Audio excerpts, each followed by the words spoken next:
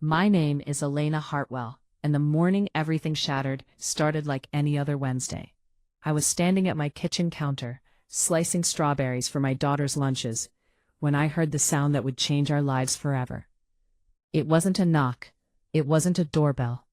It was the explosive crack of my front door being ripped off its hinges. I'm 68 years old now. My hands shake a little when I hold a pen, but that morning they were steady as I reached for the phone. I've spent the last 40 years as a nurse in the pediatric ward at St. Mary's Hospital here in Austin. That kind of work teaches you two things: how to stay calm when everything is falling apart, and how to protect the vulnerable no matter what it costs you. The kitchen was filled with morning light, the kind that makes everything look softer than it really is. In the bedrooms down the hall, my 3 granddaughters were still sleeping. Sophia is 16 now, captain of the debate team, with a mind sharper than any lawyer I've ever met. Olivia is 14, an artist who sees the world in colors I can't even imagine. And little Maya, my sweet Maya, is 12 years old. She was just 6 weeks old, wrapped in a thin hospital blanket that smelled like cigarettes, when her mother abandoned her on my doorstep. I remember I was reaching for the lunch bags when it happened. The boo was so loud, it felt like the house itself was screaming. The china cabinet in the dining room rattled. Picture frames fell from the walls. Before I could even process what was happening, my kitchen filled with men in black tactical gear, their faces hidden behind masks, their voices sharp and commanding. Hands behind your head. I've never been a small woman, but age has a way of making you feel fragile. My first thought wasn't about myself. It was about the girls. I took one step toward the hallway, toward their bedrooms, and a gloved hand shoved me backward. I stumbled, my hip hitting the edge of the kitchen table. Pain shot through my leg, but I barely felt it. "Please," I said, my voice coming out stronger than I felt. "There are children in this house. My granddaughters. Please don't scare them." But it was too late. I could hear them waking up. I heard Maya start to cry, that high-pitched wail of pure terror. I heard Sophia's voice, demanding to know what was happening. I heard Olivia screaming my name. "Grandma, Grandma, what's going on?" 2 officers grabbed my arms and yanked them behind my back. The cold metal of handcuffs bit into my wrists. I tried to turn my head to see down the hallway, but a hand pressed against my shoulder, forcing me to face the wall. "Don't hurt them," I begged. "Whatever this is about, it's about me, not them. They're just children."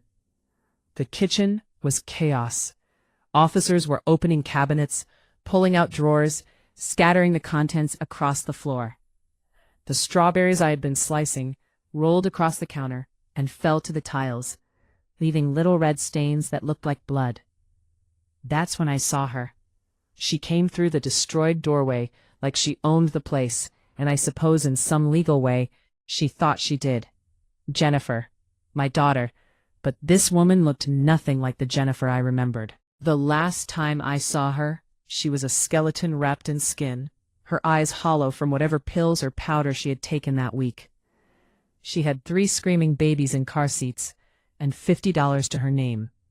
She left them in my living room, said she needed to clear her head, and disappeared into the night.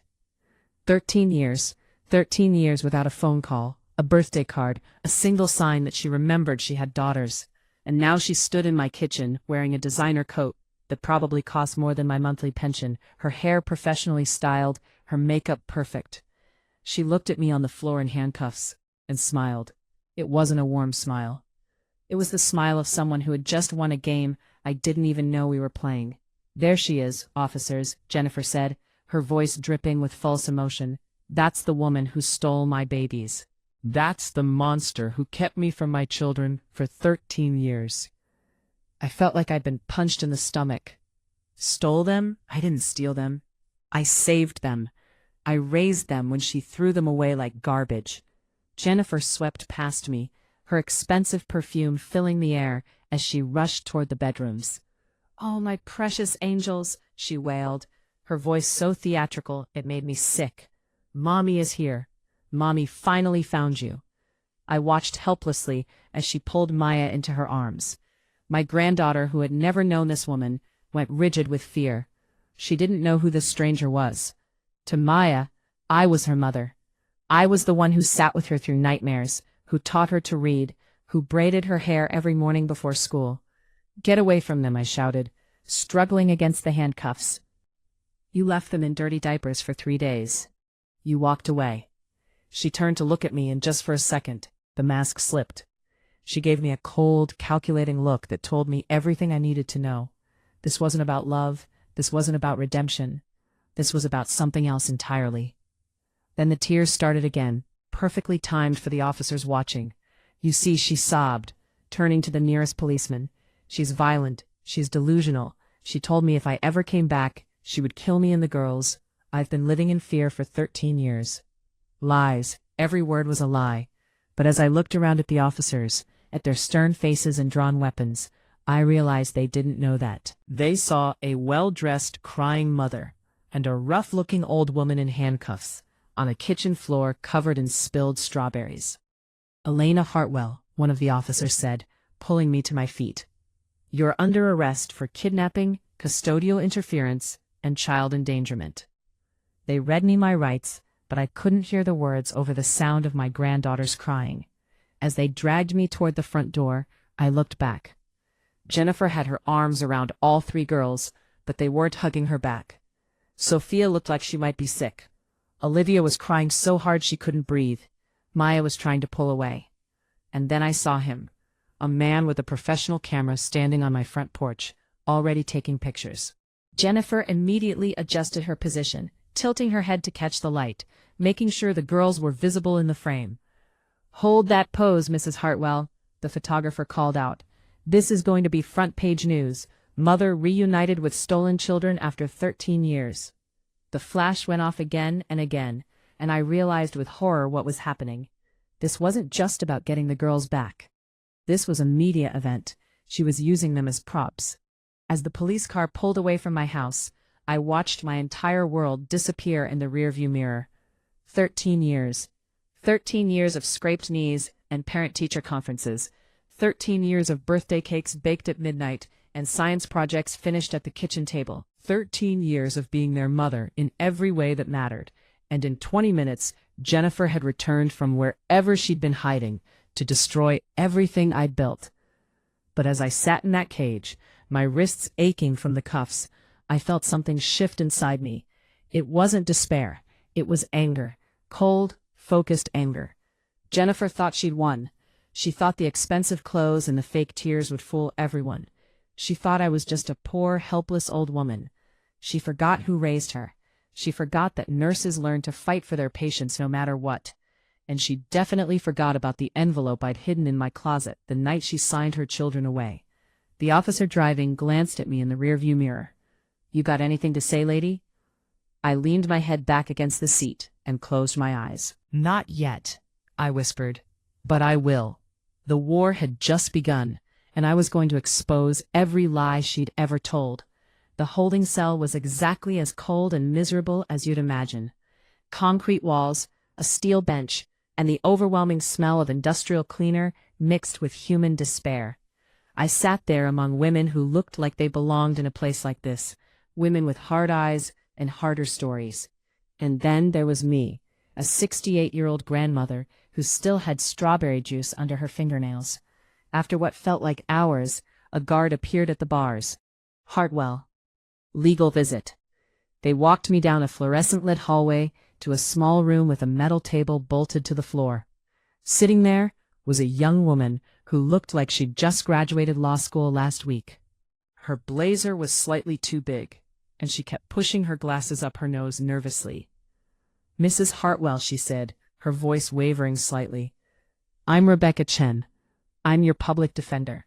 She couldn't meet my eyes. She shuffled papers around on the table, dropped her pen, picked it up with shaking hands. I'd seen that look before in young nurses on their first day in the ER. She was terrified. "Rebecca," I said, keeping my voice gentle, "just tell me straight, when can I go home to my girls?" She winced like I'd slapped her. "That's the problem, ma'am. The judge set bail at $750,000. I actually laughed. It was a short, bitter sound that echoed off the concrete walls. "I'm a retired nurse, living on a pension of $2,800 a month. You might as well have said $750 million. Rebecca pulled out a tablet and slid it across the table. I didn't want to look. I wanted to close my eyes and pretend this was all a nightmare. But I looked. It was a news conference. The banner across the bottom read, "Grandmother arrested for kidnapping 3 children." Jennifer stood at a podium surrounded by microphones. Next to her was a man I recognized from billboards around the city, Marcus Blackwell, the kind of lawyer who makes millions destroying people's lives. "My mother is a dangerous fanatic," Jennifer sobbed into the cameras, dabbing at her eyes with a tissue. 13 years ago, I came home from work to find her waiting with a gun. She threatened to kill me if I didn't leave my babies behind. A gun. I've never owned a gun in my life. The closest thing I had to a weapon was the wooden spoon I used to scare cats out of my garden. She forced me to run, Jennifer continued, her voice breaking perfectly for the cameras. She kept my daughters locked away. She told them I was dead. For 13 years I've been living in terror, hiding, praying for the day I could save them. I pushed the tablet away. My hands were shaking now. Every word out of her mouth was a lie. There was no gun, there was no threat. There was just Jennifer strung out and desperate, begging me to help her one more time. Rebecca cleared her throat. "Mrs. Hartwell, the public perception is very bad. If you have any proof, any witnesses who can contradict her story, now is the time." I closed my eyes and let myself remember that day 13 years ago.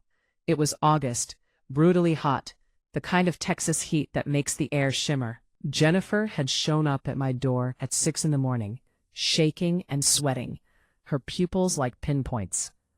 "Mom, I need money," she'd said, pulling at her hair. "I owe some people, bad people. They're going to hurt the girls if I don't pay them."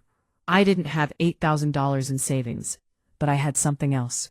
I had my car, a 2009 Honda Civic that I'd bought used and maintained carefully for years.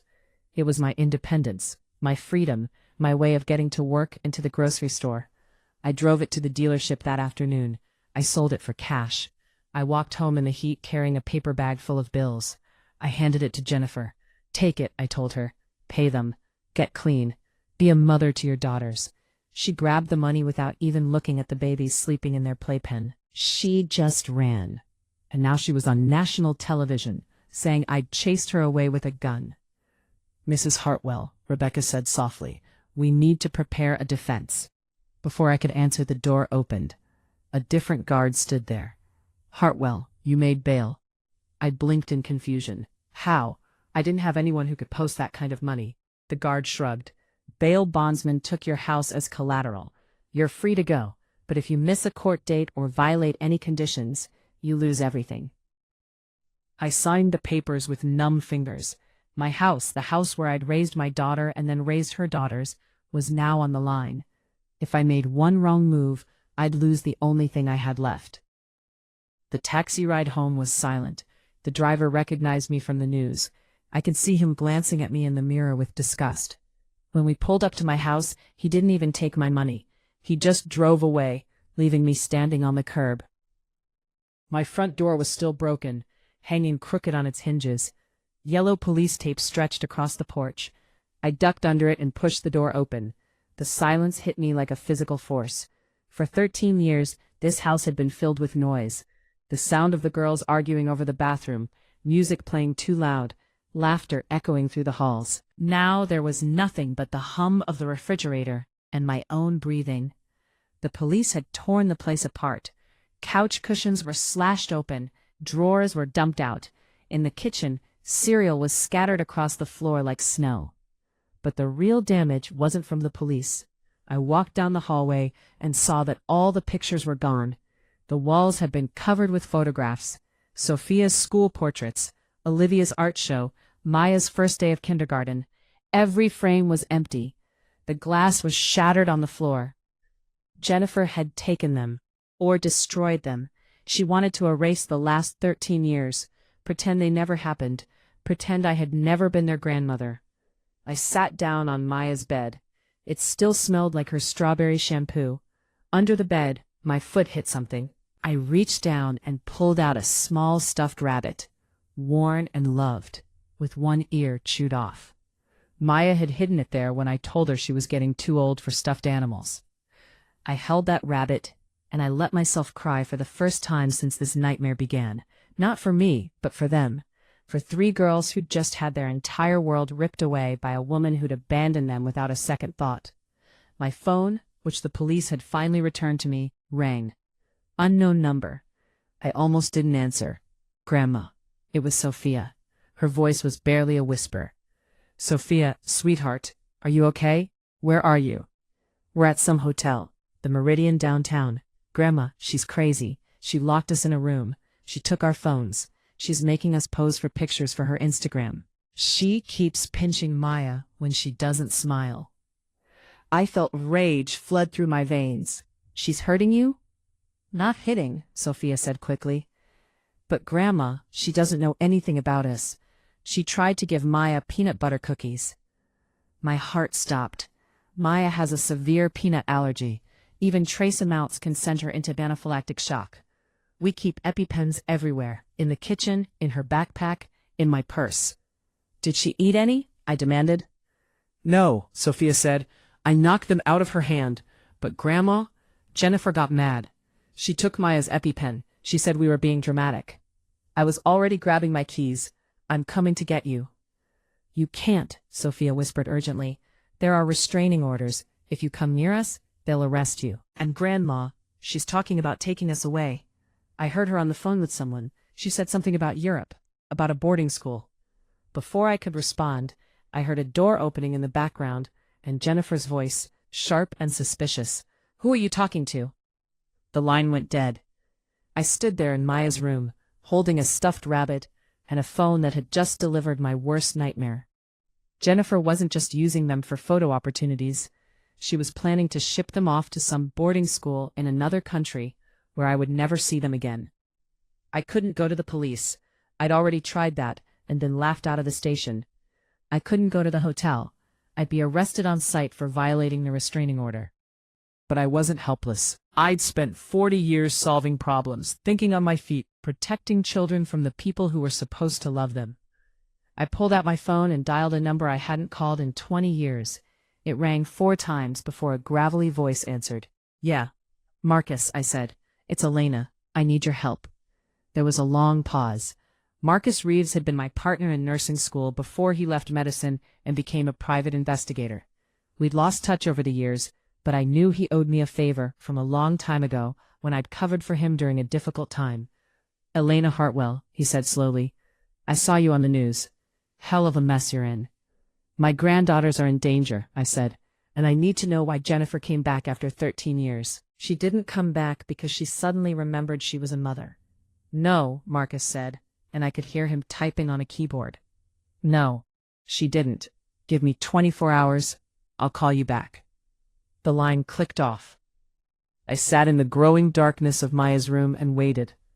Outside, I could hear my neighbors talking in hushed voices. I'd lived on this street for 30 years. I'd brought them casserole when they were sick. I'd watered their plants when they were on vacation. Now they crossed the street to avoid me.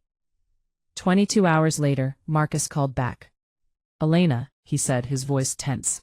You need to sit down for this. I'm already sitting. Your daughter didn't come back because she missed the girls, Marcus said. A lot of money. What are you talking about? He took a breath. Do you remember Jennifer ever mentioning a man named Christopher Stone? The name meant nothing to me. No. Christopher Stone was the son of Maxwell Stone, the oil and gas billionaire. Christopher died in a car accident 6 months ago. He had a trust fund worth $22 million. I still didn't understand. What does that have to do with my granddaughters? Everything, Marcus said quietly, because Christopher Stone was their father. And since he's dead, that $22 million goes to his children, to Sophia, Olivia, and Maya. If you feel my words, show your support by liking the video and subscribing to the channel. And tell me from which city you belong, so I can see how far a woman's impactful voice can reach. Help me build this community, so we can bring more truthful stories for you. The world tilted sideways. I gripped the edge of Maya's bed to keep from falling. "That's impossible," I whispered. "Jennifer told me their father was some musician named Chris she met at a concert. She said he died before Maya was born." "She lied," Marcus said. "Christopher Stone was the black sheep of the Stone family. He had addiction issues. The family kept him at arm's length, gave him money to stay away. Jennifer met him during one of his bad periods. When she got pregnant with Sophia, the Stone family paid her $50,000 to go away and never mention the connection. And she blew through it in less than a year." "So Jennifer has known all along that the girls had a wealthy father," I said slowly. "And now that he's dead, now the money goes to his legal heirs," Marcus finished. "But there's a catch. The money is in a trust until they turn 21. But the legal guardian gets a management fee." "How much?" $600,000 a year, plus full access to a family estate in River Oaks. The guardianship hearing is scheduled for next Friday. If Jennifer has sole custody by then, she gets control of everything. And if I'm in prison on kidnapping charges," I said, my voice hollow, "then there's no one to challenge her for guardianship." "Exactly," Marcus said. "She had to destroy you, Elena. She had to make you look like a monster so no judge would ever give you custody. The kidnapping charges, the restraining order, the media circus, it's all designed to clear the path to that money." I sat there in the darkness, the pieces falling into place. Jennifer didn't see Sophia, Olivia, and Maya as her daughters. She saw them as lottery tickets. $22 million worth of lottery tickets that she'd almost thrown away 13 years ago. "Marcus," I said quietly, "I need you to find out everything about that guardianship hearing, every detail, every requirement." "Already on it," he said. "Elena, be careful. Jennifer has expensive lawyers now, and people like that play dirty." "I know," I said, "but so do desperate grandmothers." After I hung up, I sat in Maya's room for a long time. Jennifer had the law on her side. She had money, she had lawyers, she had the media convinced she was a victim. But I had something she didn't. I had the truth, and I had an envelope in my closet that could prove it. The next morning I woke up at dawn with a plan forming in my mind. I couldn't sit around waiting for the legal system to possibly believe me over Jennifer's performance. The guardianship hearing was in 6 days. If I didn't act now, I'd lose the girls forever. I went to my closet and pushed aside the winter coats I hadn't worn in years. In the back corner, there was a small fireproof box. I bought it years ago to store important documents. My hands shook as I entered the combination. Inside, beneath my birth certificate and the deed to my house, was a manila envelope. I pulled it out and held it for a moment, feeling the weight of what it contained. I hadn't looked at these papers in 13 years. I'd hoped I'd never have to, but Jennifer had forced my hand. I opened the envelope carefully. Inside was a handwritten letter on notebook paper, the kind with blue lines. The ink was faded, but still legible. The paper was dated August 18, 2011, and it bore the official stamp of a notary public. "I, Jennifer Marie Hartwell, do hereby relinquish all parental rights and responsibilities for my daughters Sophia, Olivia, and Maya to my mother, Elena Hartwell. I understand this is permanent and final. In exchange for giving up all claims to motherhood and agreeing to never contact them again, I accept the sum of $12,000 in cash for the purchase of a 2010 Nissan Altima. I swear I will never return." Below her messy signature were 3 more signatures: the notary public, my signature, and the signature of a witness, my neighbor Dorothy, who had since passed away. But the document wasn't the most damning thing in that envelope. Clipped to it was a photograph. The picture showed Jennifer standing next to a silver Nissan in a dealership parking lot. She was wearing sunglasses and a tank top, grinning widely, holding up the car keys in one hand and a stack of cash in the other. She looked triumphant, like she'd just won the lottery instead of selling her children. But if you looked at the background of the photo, behind the car, you could see a stroller sitting on the hot pavement. Maya was in it, screaming, her face red. Jennifer had left her in the Texas heat while she posed for pictures with her new car. I had taken this photo myself on my phone, then printed it out. I'd wanted evidence of what she'd done, proof of the kind of person who could abandon her children for a vehicle. I put the document and the photo back in the envelope. This was my nuclear option. If I showed this to a judge, it would destroy Jennifer's case completely. It would prove she'd abandoned the girls willingly, that she'd sold them for $12,000, but it would also hurt my granddaughters. They would learn that their mother had put a price tag on them, that they'd been worth less than a used car to the woman who gave birth to them. I closed my eyes and made a decision. Their future was more important than protecting them from painful truths. They needed to be safe, even if it meant shattering some illusions. I called Marcus. I need you to make copies of something, I said. Multiple copies. And I need you to keep the originals somewhere safe. An hour later, Marcus arrived at my house in an unmarked car. He'd aged since I'd last seen him, his hair more gray than brown now, but his eyes were still sharp. He looked at the document and let out a low whistle. She sold them, he said quietly, for $12,000. Yes, I said, and I need this to get to the right people at the right time. But Marcus, there's more. I need to know what Jennifer is planning. I need to know if she's really going to try to take them out of the country. Marcus nodded. I've got a contact at the Meridian. Let me make some calls. He stepped outside to use his phone. I paced my kitchen, too anxious to sit still. Through the window, I could see Mrs. Peterson across the street watching my house. When she saw me looking, she quickly closed her curtains. Marcus came back inside, his face grim. Your instinct was right. Jennifer booked 3 tickets to Zurich for this Sunday, 2 days before the guardianship hearing. She's running, I said. She knows I might have proof. She knows her story might fall apart. Worse than that, Marcus said. I did some digging into this boarding school she mentioned to the girls. It's called Alpine Academy. It costs $80,000 a year per student, and it's known for taking troubled kids from wealthy families. Kids whose parents want them out of the way. She's going to warehouse them, I whispered. She's going to stick them in a boarding school in Switzerland, collect her $600,000 annual fee, and live her life like they don't exist. Marcus put a hand on my shoulder. We're not going to let that happen. But how do we stop her? I can't go near them. I can't call them. If I violate the restraining order, I go to jail and she wins by default. Then we don't violate it, Marcus said. We go through the system. We get this evidence to the district attorney. We get the charges against you dropped. And what if that takes too long? What if she's on a plane before anyone listens? Marcus looked at me for a long moment. Then we make sure she doesn't get on that plane. Over the next 2 days, Marcus worked connections I didn't know he had. He got copies of the document to a sympathetic lawyer who agreed to file an emergency motion.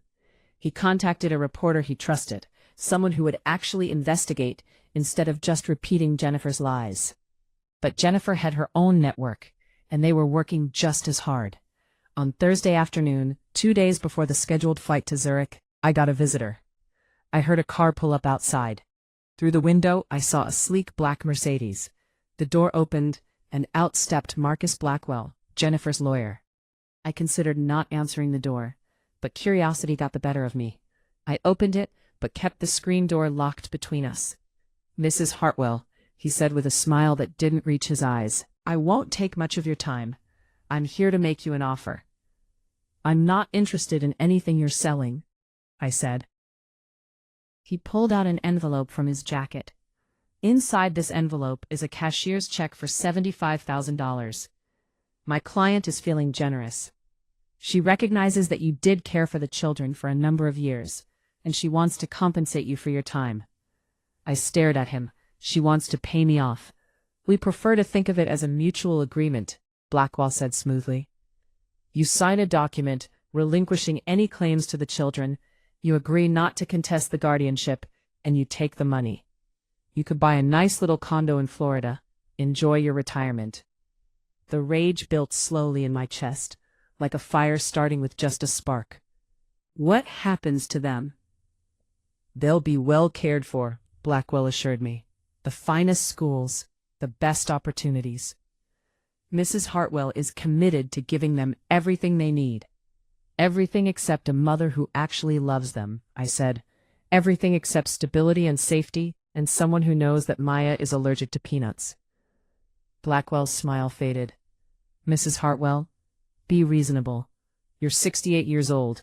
You're facing felony charges. Even if you fight this, you'll lose. Take the money. Walk away with something. I stepped closer to the screen door. I looked him directly in the eyes. You tell Jennifer that she can't buy me. Tell her that I'm not for sale.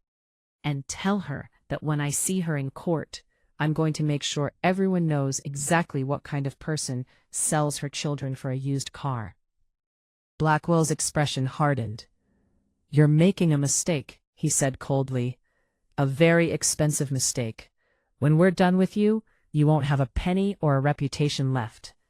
Then I'll be broke and honest, I said. Better than rich and rotten. He got back in his Mercedes and drove away. I watched him go, my hands shaking with adrenaline. I just declared war on a man who destroyed people for a living.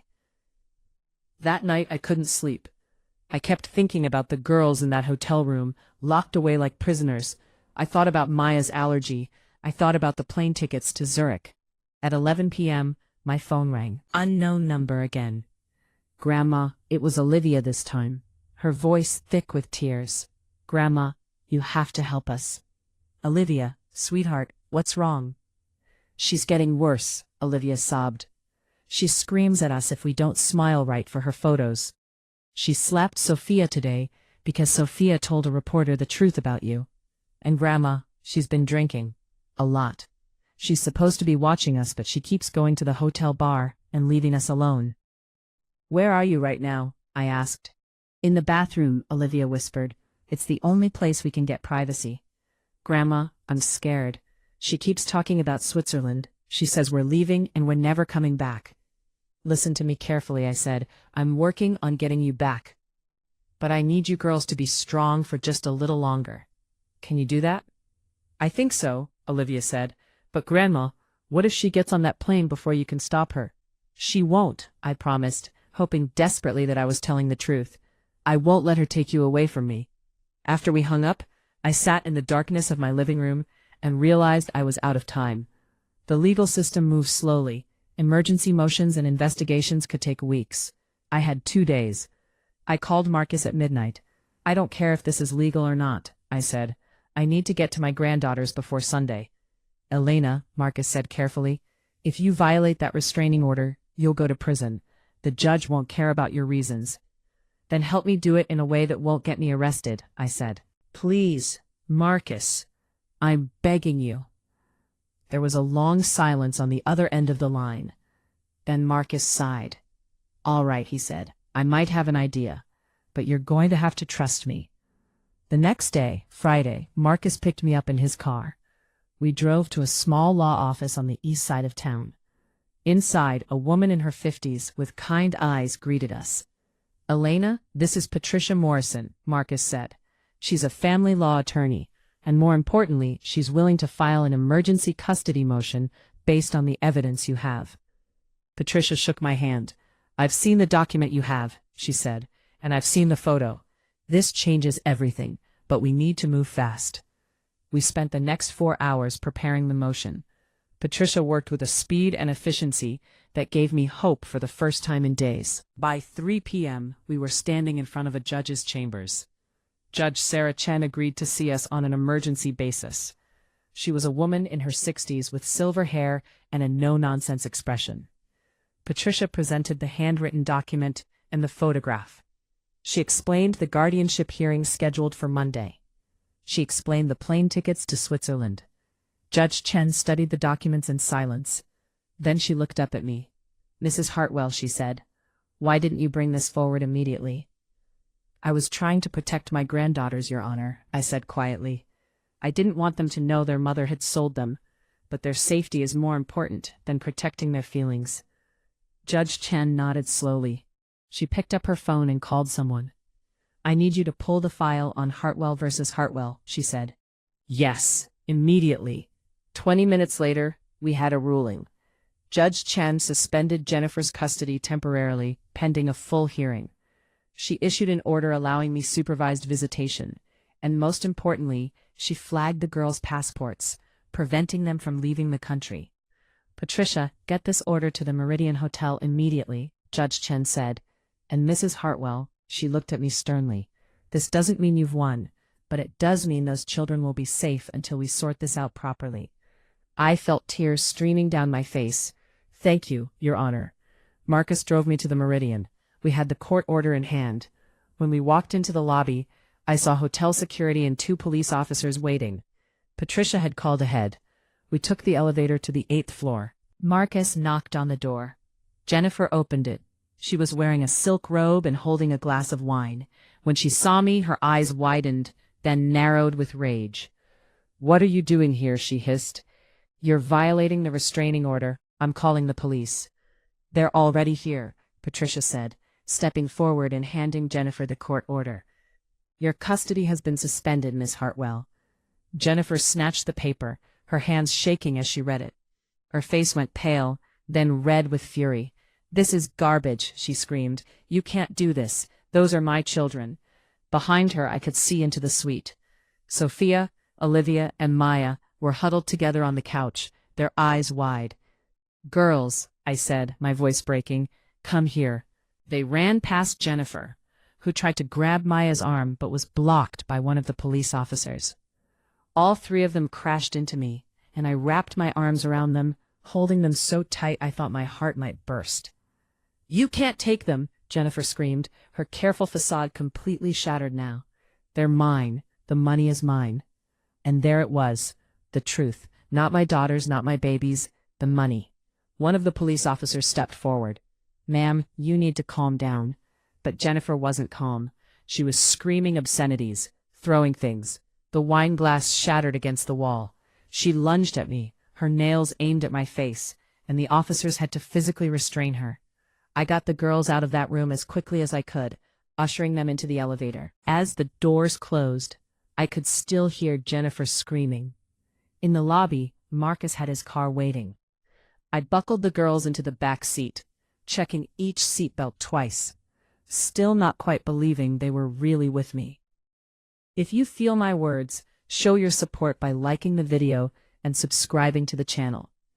And tell me from which city you belong, so I can see how far a woman's impactful voice can reach. Help me build this community so we can bring more truthful stories for you.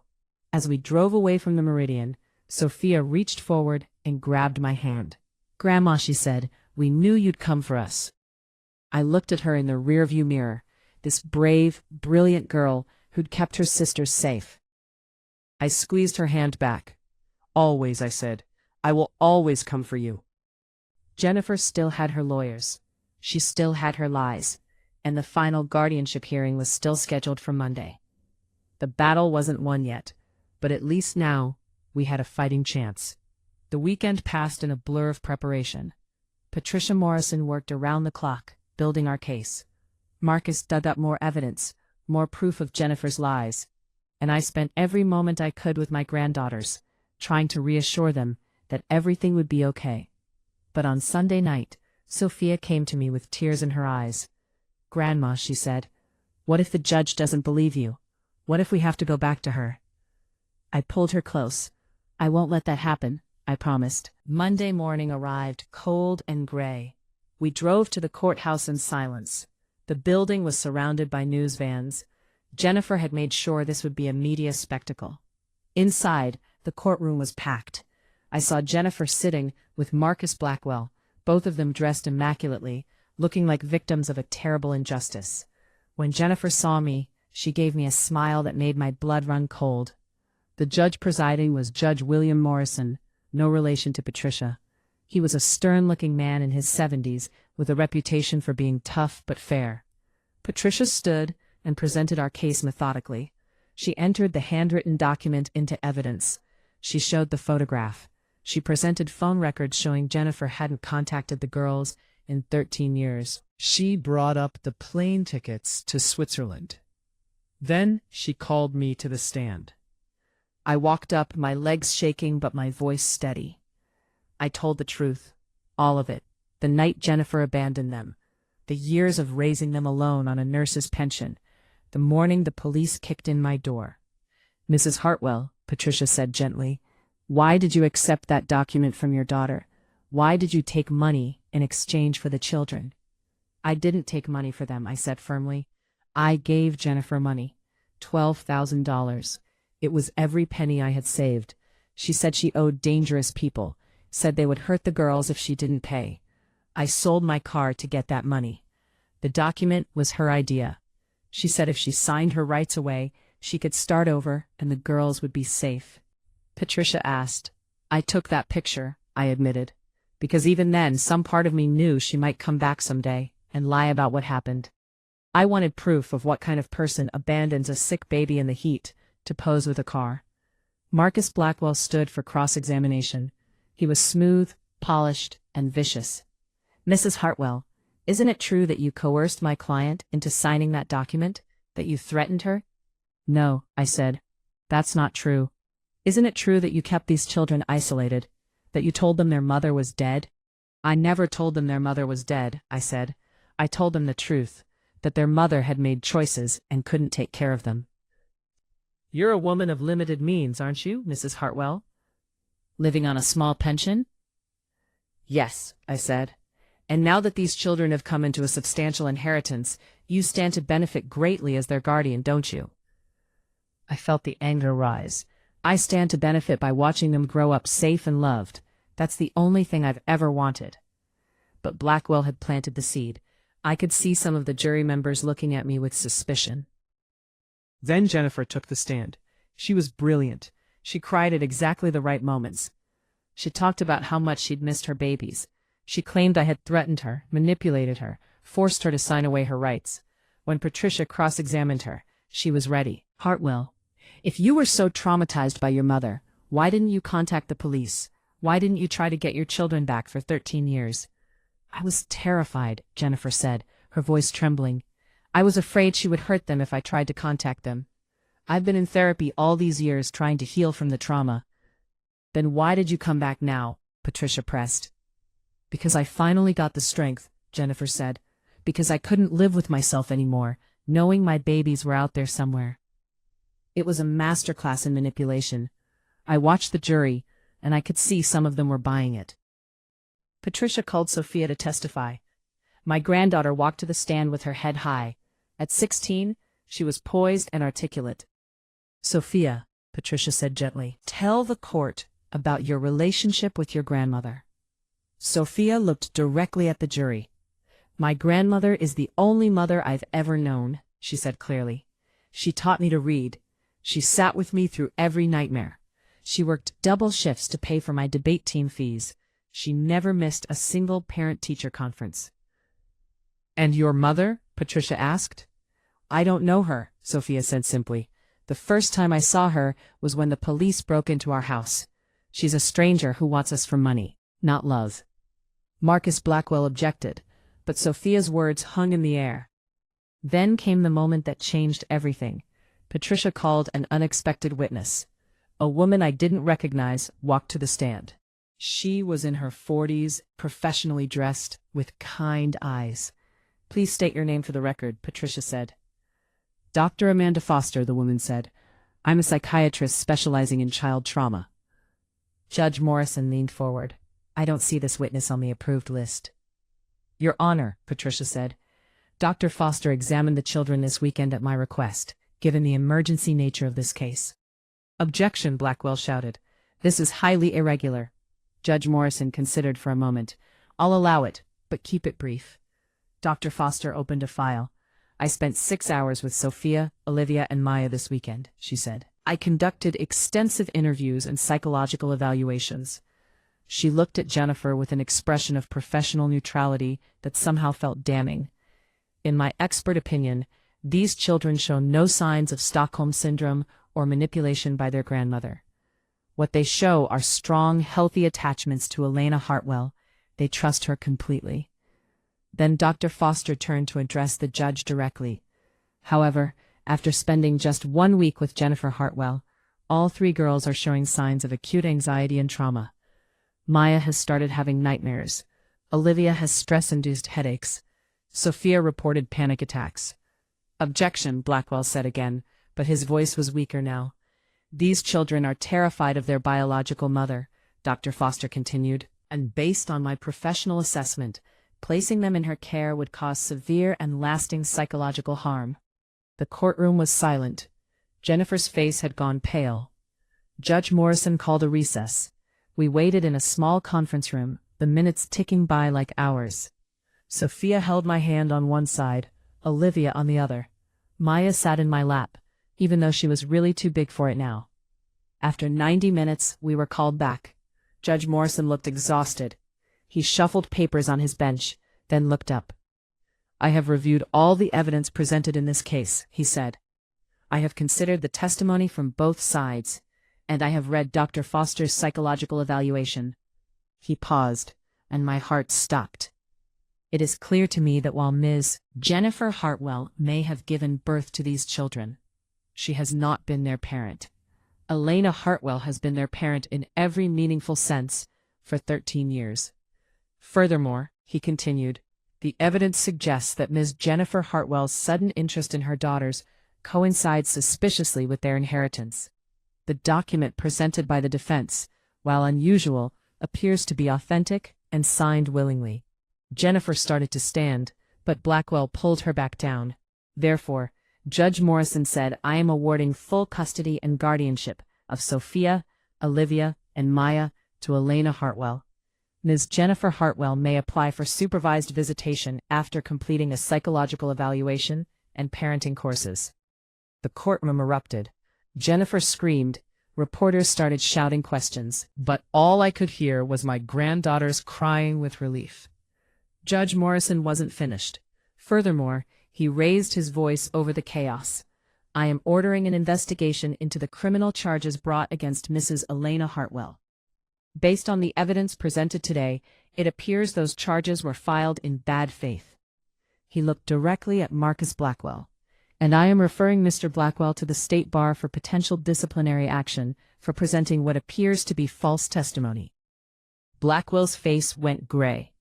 The bailiffs had to escort Jennifer from the courtroom as she screamed threats and obscenities.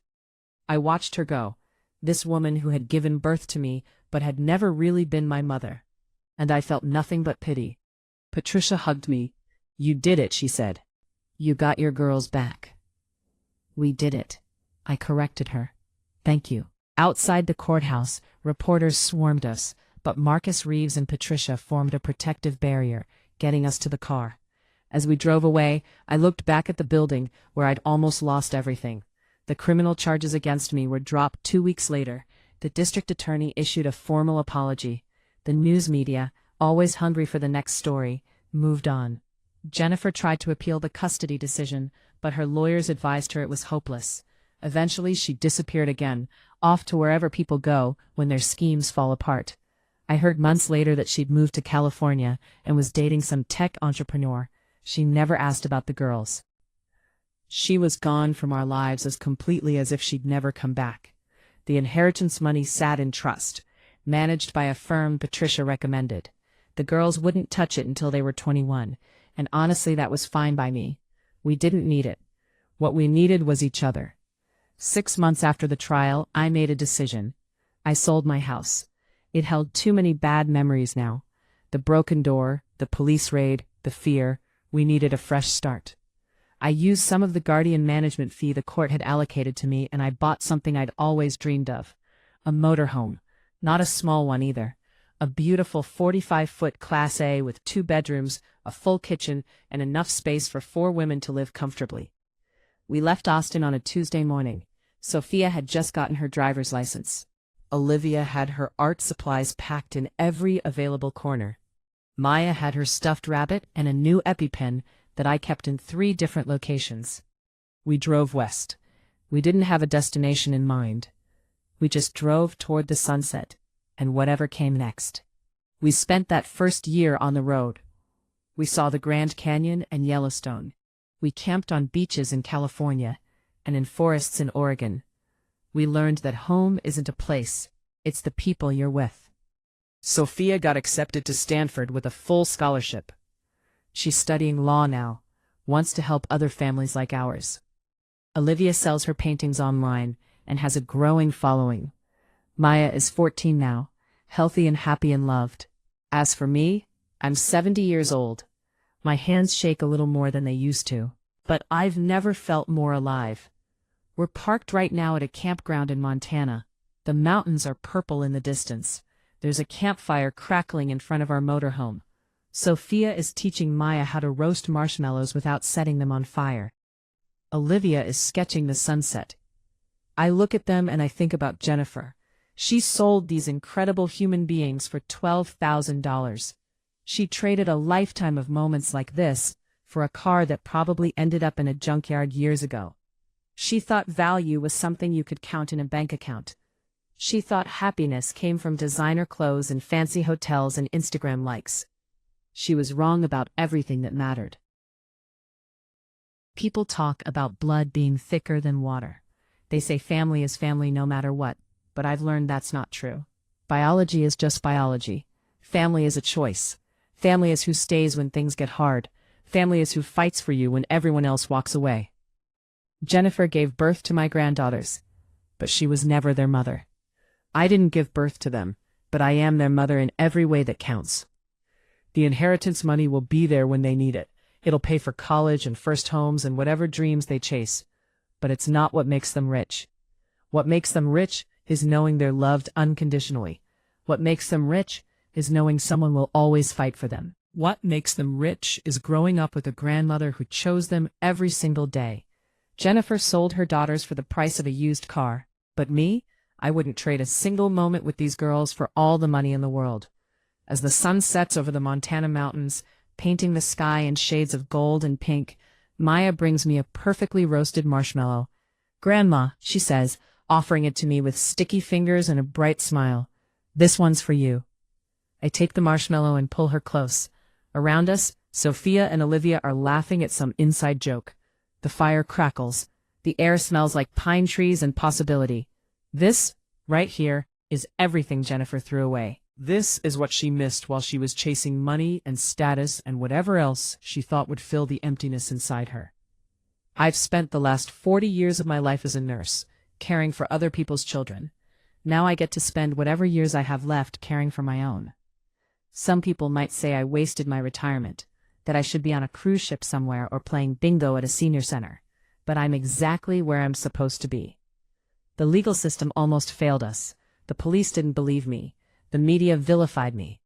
I was hours away from losing everything that mattered, but I had the truth and I had the courage to fight for it, and in the end, that was enough. If there's one thing I want people to take away from my story, it's this. Never let anyone tell you that money is more valuable than love. Never let anyone make you believe that success is measured in dollar signs instead of in moments of joy with the people you cherish. Jennifer has her freedom. She can go wherever she wants, buy whatever she wants, be whoever she wants. But she's alone. She traded the only things that truly mattered for things that never will. I'm 70 years old, living in a motorhome with 3 teenage girls.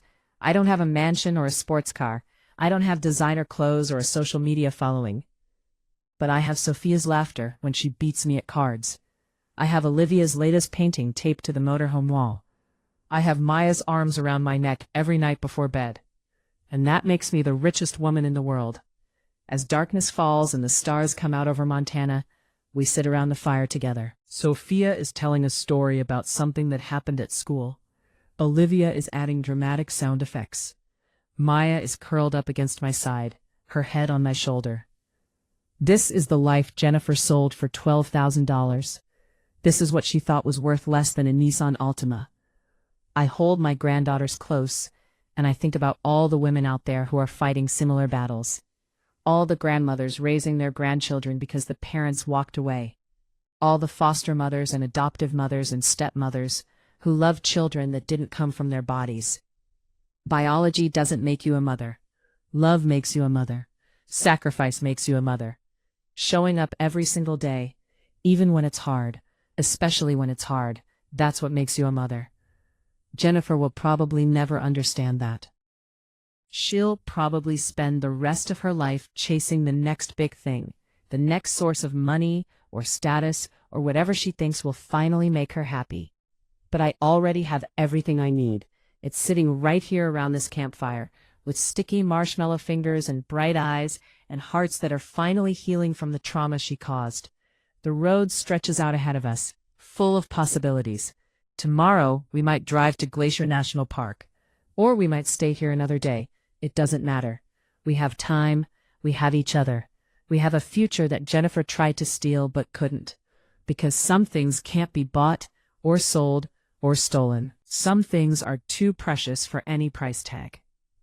And as I look at my 3 granddaughters, my 3 beautiful girls who have been through hell and come out stronger, I know with absolute certainty that I made the right choice every step of the way. If you feel my words, show your support by liking the video and subscribing to the channel. And tell me from which city you belong, so I can see how far a woman's impactful voice can reach. Help me build this community so we can bring more truthful stories for you. Jennifer sold her children. I saved them, and now we're free. The fire burns down to embers. The stars shine bright overhead, and somewhere in the distance, a coyote howls at the moon. Not because we're in a house with 4 walls and a white picket fence, but because we're together. And no amount of money in the world could ever be worth more than that.